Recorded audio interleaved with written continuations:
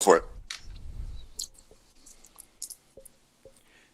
Good morning, everyone. We are starting a new episode of Bid Nerds. Welcome to the show. My name is John Polnick. Look at that. We got the little lower third right there. And then right next to me is Michael Deeb. We are your morning auto auction wannabe experts. We sure don't know a damn thing, but we're going to act like we do, and we're going to give you advice, and we're really here to tell. The only good advice you're going to hear from us is don't take our advice. How you doing, Absolutely. Michael Deeb, day after Thanksgiving? Good morning, John. How are you? Definitely needing the coffee this morning. We've got Yep. some great cars lined up for today. It was kind of nice to take a day off, that the auctions weren't happening for a day. Yeah. I'm still kind of excited about this trip that I got to take up to Portland here this weekend because Yeah. I Tell our bought audience one why of. you're going to Portland.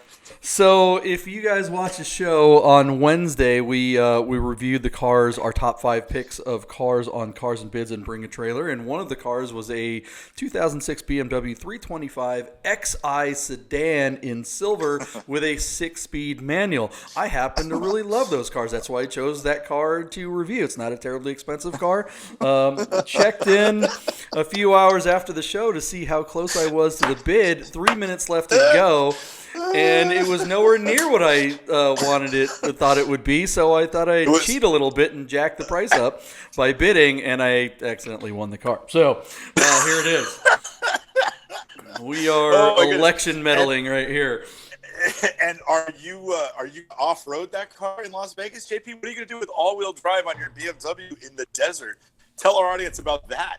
I don't know. I guess I'm just gonna have to own it on the track and have all that front end stability.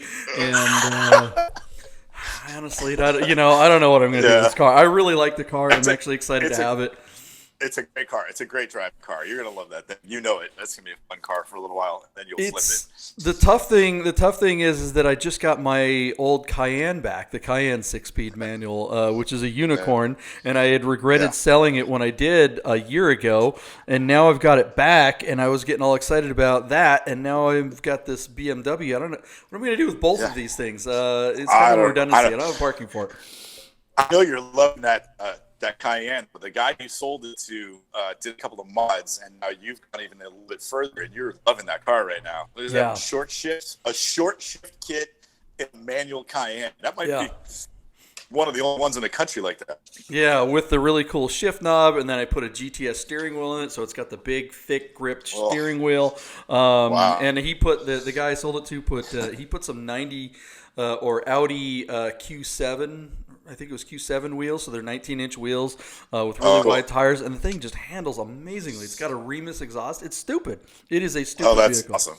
That's awesome. But you Yeah. might see it on Cars and Bids here sooner than later now that I'm getting this BMW, which is a little off-brand for me because I'm kind of a Porsche dork. But that Yeah. said, let's get to our top 5 picks for today. Absolutely. Let's jump right in. Actually, we have our top 5, and then we have our pick of the week, which we'll do at the end. So we're gonna try and whip through a few of these because we have an extra car to review.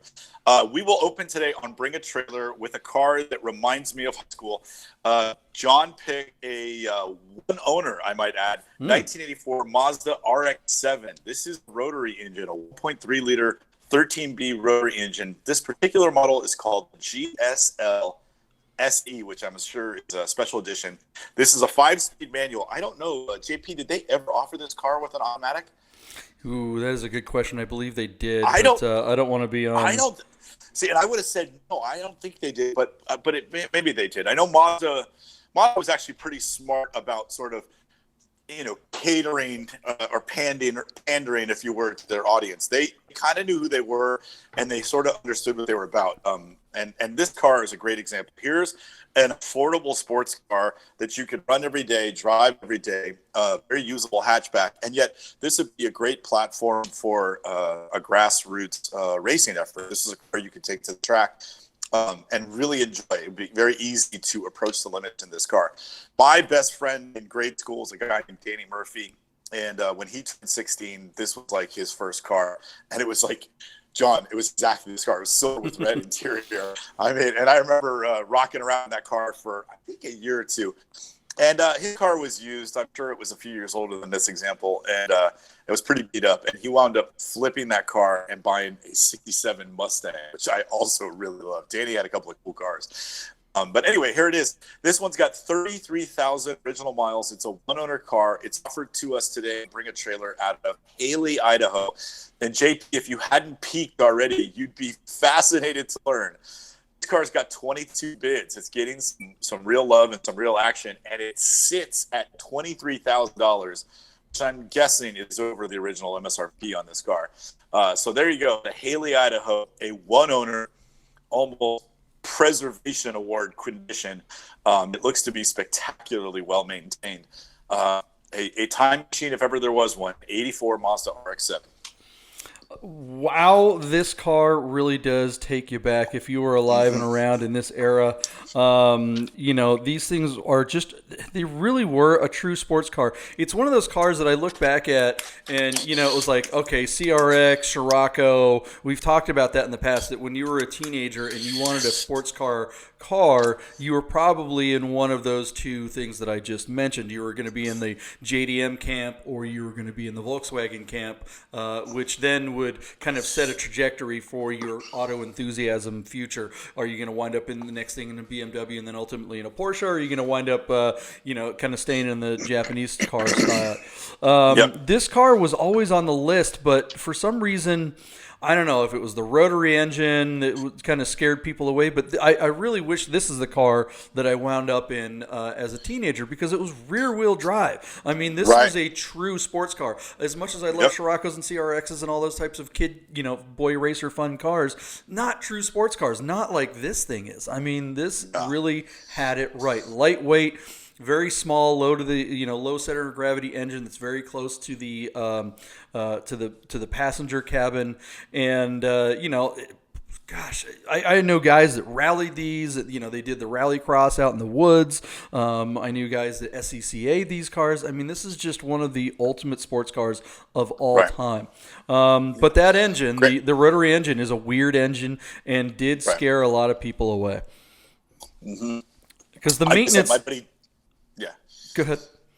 My buddy Danny, for him, the pendulum swung way the other way. It went from a 1.3 liter rotary to 289 V8 in a classic Mustang. I mean, that to him was an upgrade. You know what I mean? It's just a different motor. Yeah. I mean, it really is. It's unusual. They do require rebuilds far more often than a normal engine does, but it's not nearly, or at least it wasn't nearly as expensive to do so back then. I mean, they're a much simpler engine to break down, get out, break down, take apart, put back together. So.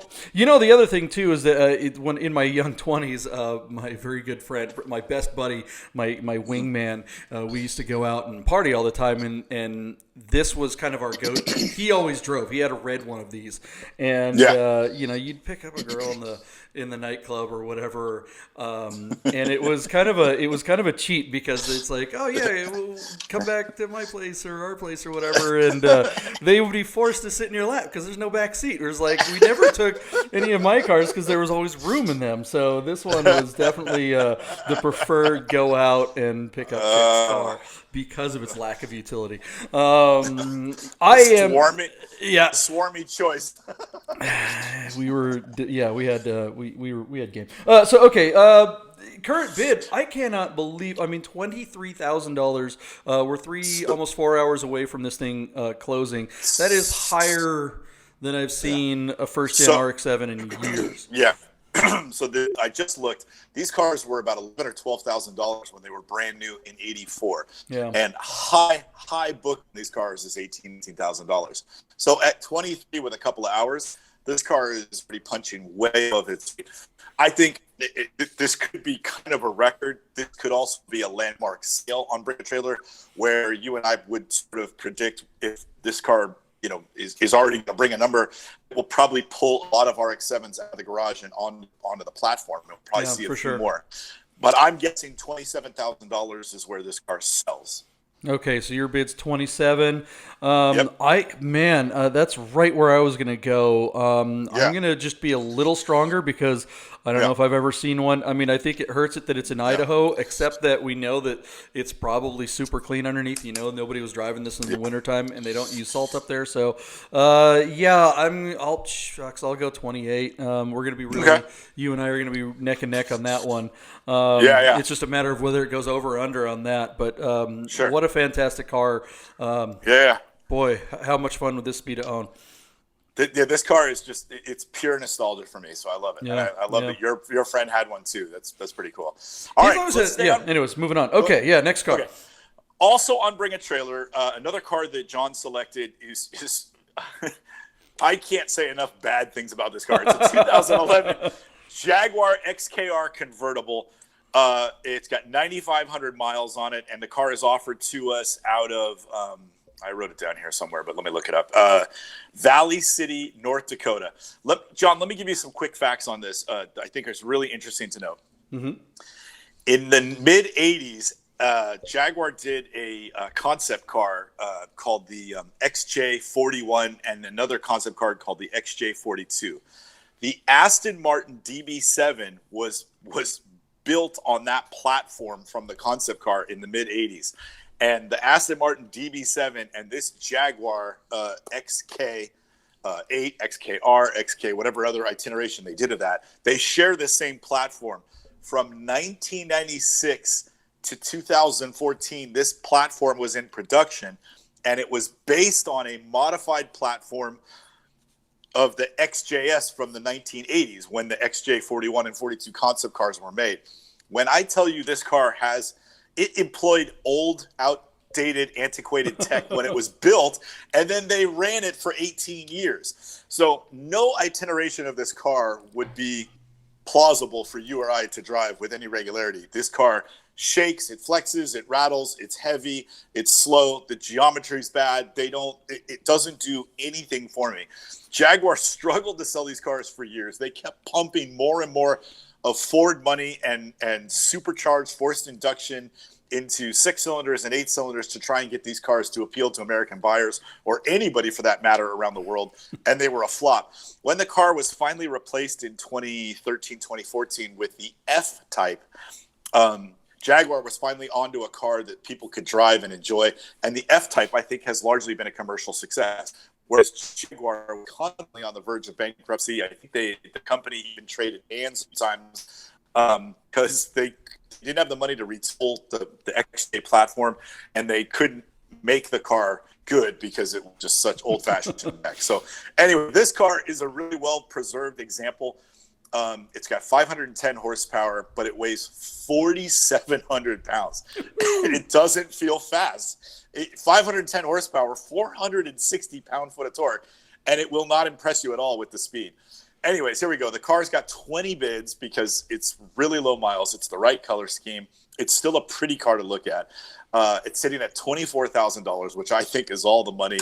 And there you go. There's an XKR convertible with less than 10,000 miles. So you've driven one of these? Yes, I have. They've been traded in.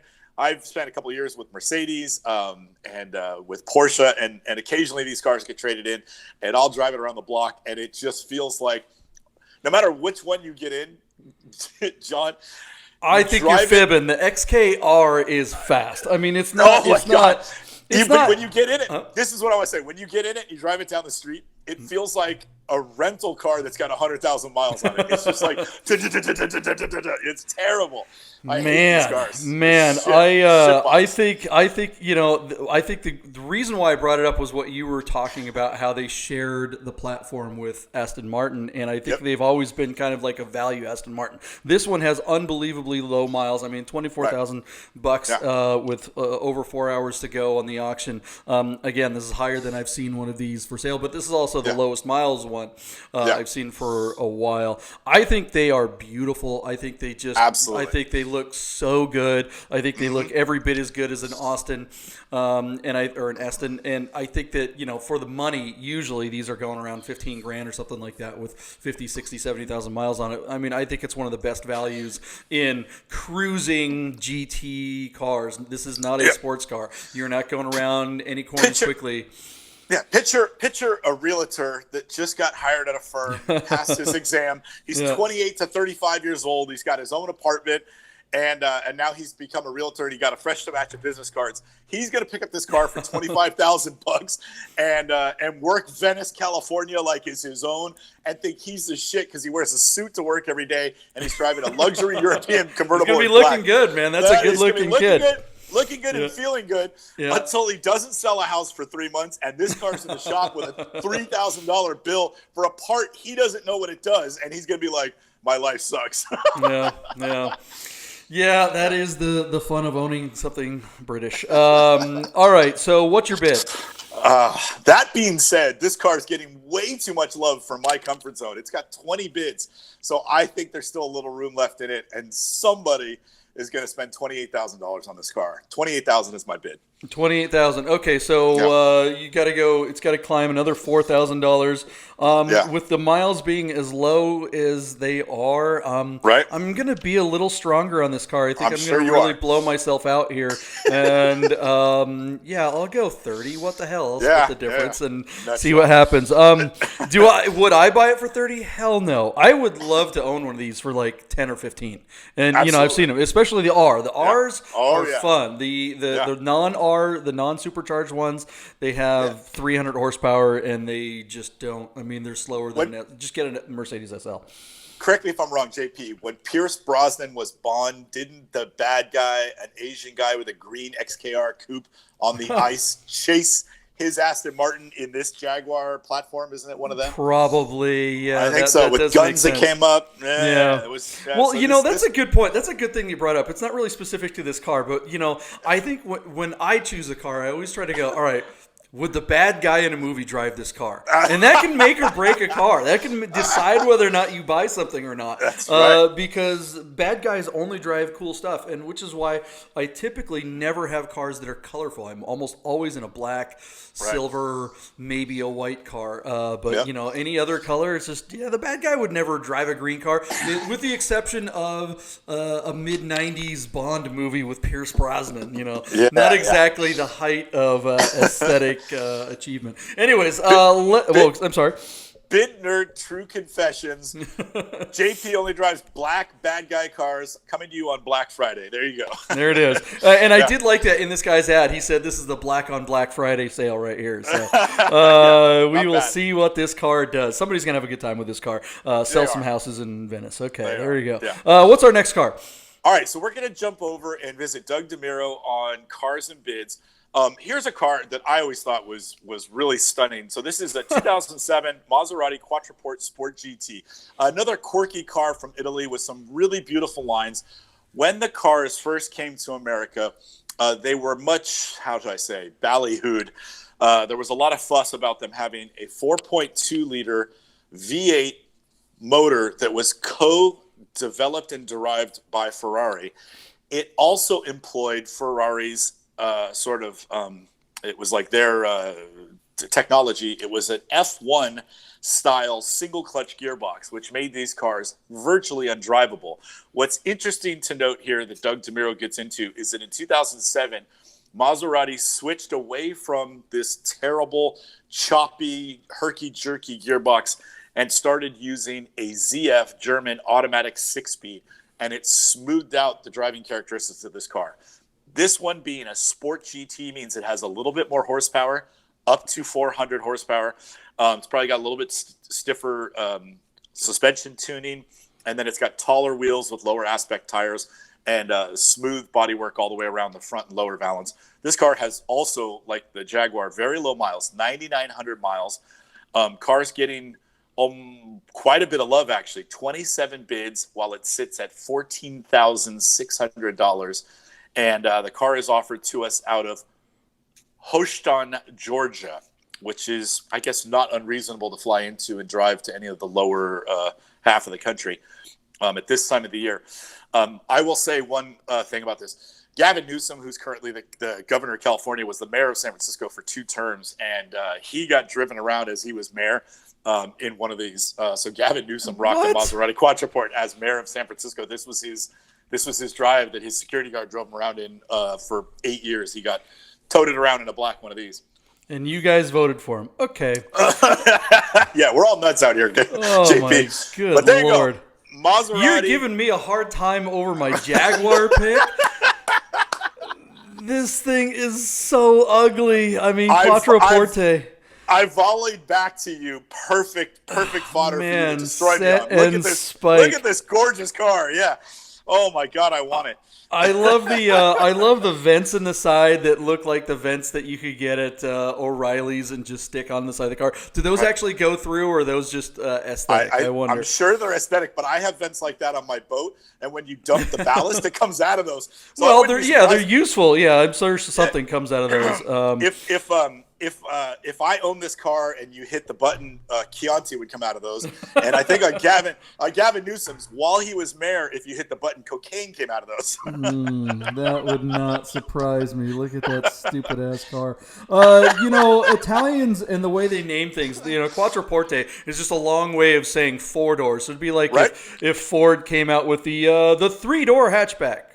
Yeah. Okay, but what's it called? Well, that's it. It's the 3-door hatchback. They can't make any other 3-door hatchbacks. Ford sold a subcompact car in Europe called a Ka, which was some European version of car. So Ford sold the car. So your analogy is spot on. Le car. The other thing about Italian branding, I mean, you were talking about that transmission.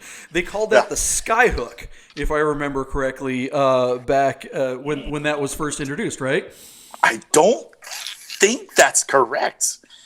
Are you sure they had some Skyhook is proprietary to Mazda, and it has to do with their suspension all being related. All 4 shock absorbers talk to one another. You look that up because I remember they had some kind of fancy name for that earlier one, and it happened to be at the same time that there was the Skyhook controversy with the Navy pilots that were like raping women or something like that at a big party, and it happened to be the same thing Okay, so Maserati has anti-dive, anti-squawk, anti-roll suspension called Skyhook. It didn't deal with the transmission per se. So you are right. And I imagine that's the same stuff that Mazda probably bought the rights to that, and they're using it on their race cars. So, bottom line, the car's rapey. What is your bid? Oh, that's a good question. I will say this. I could buy 2 of these things for the price of your damn Jaguar. Let's go. I go ahead and put $18,000. These cars are largely unloved, and it's on Cars and Bids. If this thing were on Bring a Trailer, I would say it probably breaks 20 grand, maybe up to 22. But I think here on Cars and Bids, I don't know. I just think this is a little too exotic for Doug DeMiro's set of audience. So I'm going to say $18,000, which might be a bit conservative, but I think it'll sell there. So there you go. Yeah, what is the YouTube channel, Daily Driver or something like that? Those guys, they did a test. They bought one of these for like 10 grand. It had way more miles on it. And they drove the heck out of it, and it just constantly had all kinds of problems. They did the handling test, and it was just like taking a toilet on a track. I mean, it's just... It's just a hunk of garbage. You compare this to the Jag. Yeah, Jags aren't exactly known for reliability, but I'll take that KR over this thing from a reliability point of view. They have the same amount of miles. 5 years from now, 10 years from now, which one will have more replaced parts at the end of the day? If they're driven the same, we should do that. We should do that. When we get our sponsor, we should buy 2 really bad cars like this. And then see who's get the worst. And keep them for 10 years and drive them constantly. Yeah. Even just 10 months and see who's got the most repair bills in 10 months. I will tell you this. You would love driving your Jaguar because the top comes down. But when I lent you the keys to this and you drove it, just got on the freeway, that V8 and exhaust note is amazing. These cars sound incredible. It is Italian. They really are beautiful. Yeah. I think I would like it better if it was a different color too. That white on tan is just, Agreed, 100%. Even I would rock it if it was black. Would be great for TD. All right, Patootie. Let's jump back over to Bring a Trailer here, and let's land on one that you and I would both covet. Wait, we didn't bid on this thing. Oh, you did. I said 18. What was your bid? Sorry, John. I didn't get a chance to bid on this one. Dang it. I mean, that's where I was going to go. That's only, $3,400 higher than where it's at. 34. I'm sorry. Yeah. So I'm going to go, I'm going to go over because it has such low miles. I'm going to say 19.5.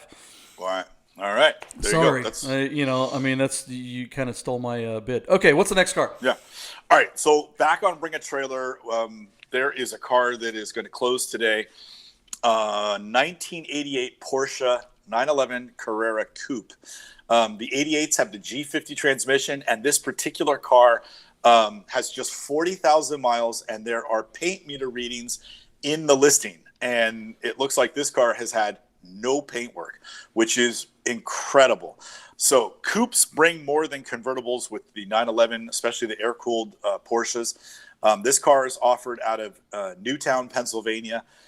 It's got 40,000 miles. This is like basically a unicorn in this condition. And then it's got, it's a G50 gearbox, which is the more desirable gearbox from the air-cooled realm, mounted to a 3.2-liter motor. I have to admit, I'm not a fan of white on the G-bodied cars, but this car's pretty cool because it's got red leather seats, which I think is awesome. The air conditioning on this car probably works. He's got the original window sticker. This is a very rare find in this condition. Harder and harder and more difficult to find. And prices for these are driving up and up and up. If this were about 2 summers ago and not in the winter out of Pennsylvania, I would tell you I think this car easily breaks $100,000, maybe even 120. If this were the summer of 17 or 16, you're easily over $120,000. But here it sits at $61,000. It's surprisingly, I don't think it's getting too many bids. Let me see. Yeah, just 8 bids, but I think a few people are going to come out of the woodwork, and I think this car is going to get really close to $100,000. So, John, what do you think? Are you a fan of white and red? Does this car bother you because it's got too low miles and it's like almost too nice to drive? Or do you say, the hell with it and just rock this car? Yeah, I mean, from an aesthetic point of view, I absolutely love it. I love white with the red. And again, it's that whole Porsche. For some reason, Porsche abandoned this. This whole, like back in the 80s, a lot of times if you had a bright color interior, they would offset it with a black dashboard and the tops of the door cards would be black. Headliner is black, So, because a little red goes a long way and becomes too much red very, very quickly. And this car doesn't have that problem. I think that red on black look is just, oh God, so good. Agree with you 100% there. That's for sure. And this car being, it's stock height, I think, stock American height. If this car were sitting at the ROW height and, brought down just a couple inches, it would just be, pretty much ultimate. White. ROWs for the rest of the world. So the rest of the world use lower springs. Porsche had to raise the ride height of their cars for the U.S. to meet bumper and headlight regulations for our Department of Traffic watching out for us. It is kind of a bummer that this car, with those low miles, is probably going to go to someone that isn't going to drive it, and that is the fear. I don't know. The value. It's interesting. You say that a couple of years ago this would have been a $100,000 car. I don't really. I feel like coupe 911 air-cooled G-body cars are almost worth more now than they were a couple of years ago. I mean, I think a couple of years ago this car would have brought $120,000 to $130,000 if it were a summer sale. I don't agree with that. I think if it were a turbo or something like that, but the coupe, the non-turbo coupes never really got up there that high. I would challenge you to find a sale during that era that was that high on a car that's similar like this. I think that's incorrect. Whereas all the wide body stuff and all the special stuff was going through the roof, and all that stuff was kind of plummeted. And now these regular air cooled cars, SC coupes are going for $40,000. What the hell? This car, man, a G body with the G50 transmission, that is, you just don't see it. Black on black car at Gooding a couple summers ago at Monterey. With like 20,000 miles, and they're bringing in the 6 figures, and it's just a standard Carrera. Just a standard Carrera. Yeah, but it's a G50 standard Carrera, and I think that's the distinction. I don't know that a 915 would do it. So and it's a shame that this car isn't going to get driven, because like my first 911 was an '88 911 Targa, and that thing had 200,000 miles on it, and it drove like it had 30. I mean, it was just fantastic, and I think I sold it with 240 or something like that, and But back then, that was years and years. That was decades ago, and I think I got $10,000 for it. Right. That car now, even with that amount of miles, I think even a 250,000 mile running driving driver coupe is going to be worth darn near 40 with a Right. 250 transmission. Isn't that amazing? So yeah, what's your bid on this one, man? That's very interesting. So yeah, and I actually, I still believe very strongly in this car. Although I have to say the market for them has cooled down. It's coming out of Pennsylvania in the winter on Black Friday, which I don't think is a great audience day for a car like this to close.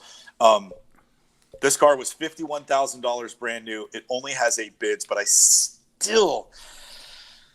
I wrote down 95,000. I'm almost tempted to change it to 89, but white and red with the black dash. This car is a unicorn. I'm going to stay at $95,000 and think I might be a little high, but wouldn't be the first time in my life. So anyway, there you go. I am going to go way lower than that. I think with just an hour and a half, only $60,000. Yes, I think it's worth more. I think you're right about the day. I think, to get to 95 that's a 30-40% jump in the last hour and a half. That's a long way to go. That's a 50% jump. Yeah. Yeah. I mean, darn near, right? So I'm gonna say something like 75 and say it's a no sale. I think the person that owns this is probably agreeing with you and thinking that this thing's going to be way higher. I don't think it sells at 75. I think Bring a Trailer is such a great audience for this car, though. Mm-hmm. I think you might be wrong, but we'll see. Yeah, I mean, I'm not gonna. I certainly wouldn't bet my puppy on that one because this could go all over the place on this. I mean, it is a fantastic car. I'm just sad that it's not going to be driven. All right, let's move on to the next car. What do we got? So we're on Bring a Trailer, similar era, but we're going to jump over and talk about a car where there's a teeny bit to unpack here. 1988 Ferrari Testarossa. This car has 13,000 miles on it, John. It's the right color. It's Rosso Corsa with tan. The car is offered out of Glendale, Arizona. John, tell our audience where Glendale is in relevance to like Phoenix or Scottsdale. Glendale, Arizona? It's kind of in between the two. I mean, isn't Glendale is way west, whereas Scottsdale is way east. So if you were going to go to the Super Bowl and watch your team lose to the Patriots, you'd be going to Glendale. Fond memories, I see. Okay, cool. All right, so out of Glendale, Arizona, so great climate, low miles. I think, quite a few Testarossas have been driven and not maintained. But let's talk about the Testarossa as a car in the U.S. because here's this wild, iconic car that was, the poster child for Ferrari on every bedroom and a 16-year-old kid across the country in the 80s. I certainly had posters of this car. I'd be willing to bet you probably did at some point. Yeah. And yet this car was commercially unsuccessful for Ferrari in the United States, if you can wrap your brain around that. A couple things to think about. In the early 70s, Ferrari raced a Formula One car that had a flat 12. They made a car that corresponded with that called the Berlinetta Boxer that employed a flat 12 motor. That car, in all of its different itinerations, was never, ever officially imported to the United States by Ferrari. Your Ferrari dealer could help you import one yourself, but Ferrari never brought them in. So when they made the Testarossa, part of the reason why this was a landmark car, the wild Pininfarina styling where they moved the radiators to the front of the rear tires on the side of the car so that the heat from the radiators that had sat in the front of the BB wouldn't run through the car and make the cabin warm. They also wanted to make sure that this car was going to pass smog and checks every market in the world. So the Ferrari Testarossa was a world car for them. And yet in the 80s, we were running through Reaganomics. The country was not doing well financially. I think we had a bad stock market scare during this time frame, and interest rates were extraordinarily high. So it was very difficult for anybody, even somebody who was moderately successful, a junior vice president, could not afford to go to his Ferrari dealership and finance a Testarossa. It was just cost prohibitive. That being said, Testarossas were imported by Ferrari, and a lot of dealerships, in fact, Ferrari North America had these cars in New Jersey in a warehouse. I think there's a story that one of these years there were 80 Testarossas lined up in a warehouse that they just simply couldn't sell. And then a couple of years later, if you get to about 89, 90, Ferrari started to bring in the 348, was just about as fast and probably half the cost. And you could get that car in a convertible. So Ferrari really did struggle to sell these cars. And for years, just 10 years ago, you could pick up a car like this between $45,000 and $75,000 all day long. Testarossas are finally starting to have their moment. This car, I think, is an excellent example. There are no shortage of them out there. We at Bid Nerds would caution you, please make sure you pick up a car that has records from the day it was born until the day you are going to buy it, because most Ferrari owners should have kept the records. There's plenty of cars out there that don't have them. Skip those. Don't think you're going to save money. Pay for the better example where you've got the history of the car. They're not great performers, but they're beautiful cars to look at. The belt service is obviously the big one. And this car is easily going to break $100,000, which is, has only just started to happen in the last handful of years. Yeah, I mean, holy cow, talk about iconic. You're absolutely right. Everybody had the poster. Those strakes were probably the most influential design cue of the 80s. Yep. And, I mean, whether or not this car was directly successful for Ferrari, I hear you that they probably didn't sell nearly enough of them to make a profit on them, but they certainly sold a hell of a lot of other Ferraris because of this car. I mean, this was basically a marketing loss leader for them. Right. That's exactly right. It was a halo car. Yeah. And it should have been a commercial success, and it wasn't. Yeah. And someday this car is really going to have its moment. A car like this could very easily in 5 years be a $250,000 car. It could be that Ferraris are having the Testarossas finally having their moment. But it was a 4.9 liter flat 12 that only made 380 horsepower. And the car that replaced it, the 550 Maranello, had almost perfect 50-50 weight distribution and nearly 500 horsepower. It's just a far superior car in every way. Yet this is the car that if they both drove onto the same parking lot, everybody would run to this car. Right. You've driven the Jaguar XKR, and you've driven one of these. I have driven both, but I've never driven a Ferrari Testarossa really more than just kind of like around the block. Right. I got to say the XKR is probably the better car. Oh, for sure. From a driving point of view, but certainly not the car I'd rather have. It would take an expert driver to hang a car out like this. Like this car would, and I mean this sincerely, on Angel's Crest, this car would scare Rami. This car would scare me. Like you have no idea. There's no feedback. It's like 40% weight in the front and 60% weight in the back. There's no grip. It's a high center of gravity. It's a weird car. But that being said, if you drove down the strip in this car, you probably had your photo taken. Yeah. Your photo would be taken 2,000 times by the time you got down to the bottom of the strip. For sure. All right, Michael D. So what's your bid on this Ferrari Testarossa? Yeah. Let's see I think this car I don't think it's going to bring 130, but I think it's going to bring all of 120. I like this example. And, if you're spending this kind of money or you've been waiting for the right Ferrari to come along, the right Testarossa to come along, this might be the car. I'm going to go $128,000. Boy, we don't have very long to go. I'm going to say $110. We've only got, by the time, if you're watching this live right now, this auction may be over by the time the show's over. If you're watching it on YouTube, it's probably already over. But yeah, so my bid's $110. Yeah. All right, let's see. I think there's going to be some action on the car.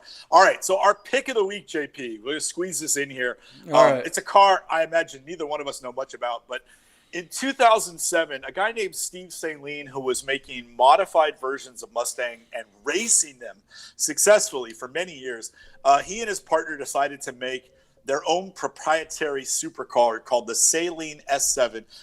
That used a Ford Windsor 351 twin turbocharged motor. These cars made like 750 horsepower. They were terribly unreliable. Saleen struggled to sell them for some ridiculous amount of money.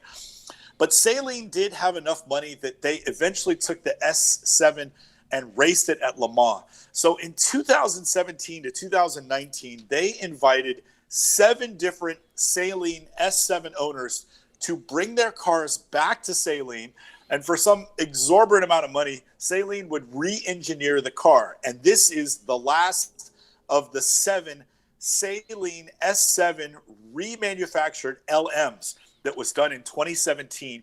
And this car jumped from 750 horsepower up to 1,000 horsepower. Visually, it began to employ the above the roofline air intake that would force feed direct cool air into the mid-mounted twin-turbo V8. When I picked this car at the beginning of the week, the car was sitting at $650,000 or $100,000. And there are two guys named Nico and Combo that are fighting over this car this morning. It's coming, drawing near to its close. The car is offered out Costa Mesa, California. I believe a friend of mine named Andrew Pappas has something to do with this assignment by a seller called Emerging Collectibles. And this car is super rare. It only has 158 miles on it. It has been by Saleen twice.